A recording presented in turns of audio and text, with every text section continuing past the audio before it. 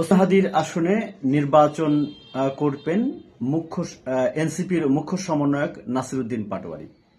আগামী ত্রয়োদশ জাতীয় সংসদ নির্বাচনে ওসমান হাদি যে আসনে নির্বাচন করতে চেয়েছিলেন, ঢাকা ৮ রমনা ও মতিঝিল নিয়ে যে ঢাকা ৮ আসন, সেই আসনে প্রার্থী হয়েছেন জাতীয় নাগরিক পার্টির মুখ্য সমন্বয়ক নাসিরউদ্দিন পাটোয়ারি। তিনি সোমবার জামাত ইসলামের নেতৃত্বাধীন ১১ দলীয় জোটের পক্ষে মনোনয়ন ফরম জমা দিয়েছেন। জুন মাসে অনুষ্ঠিত অভ্যুত্থানে সংগঠন এর আগে ১৮ আসন থেকে নির্বাচন করার জন্য এনসিপি থেকে মনোনয়ন ফর্ম সংগ্রহ করেছিলেন। তিনি নির্বাচনে অংশগ্রহণের মাধ্যমে বিপ্লবের লক্ষ্য ও নতুন রাজনৈতিক ব্যবস্থা প্রতিষ্ঠার দাবি জনগণের সামনে তুলে ধরতে চান, এমনটাই জানিয়েছেন।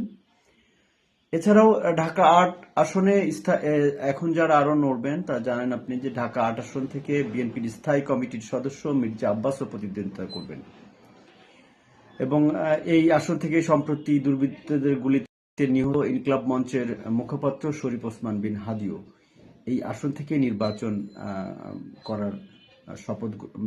করার আগ্রহী ছিলেন তিনি এবং তার হয়েই নির্বাচন করবেন, এমনটাই জানিয়েছেন এই প্রার্থী এবং এনসিপির পক্ষ থেকে।